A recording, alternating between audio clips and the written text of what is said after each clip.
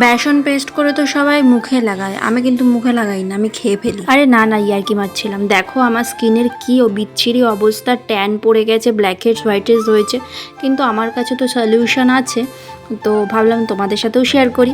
ফার্স্টে নিয়েছি দই, তারপরে নিয়েছি বেসন, তারপরে চালের গুঁড়ো আর ফ্ল্যাক্সিড জেল।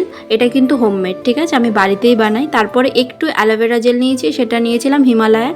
আর পুরো পেস্টটা আমি গোলাপ জলে গুলেছি, ডাবরের গোলাপ জল, কোনো রকম জল ইউজ করিনি। এটা কিন্তু মাস্ক প্লাস কভার, এটা দিলে তোমার স্কিন তো ব্রাইট হবেই, তার সাথে সাথে তোমার ব্ল্যাক হেড হোয়াইট হেডস কোনো রকম কিচ্ছু স্কিনে থাকবে না।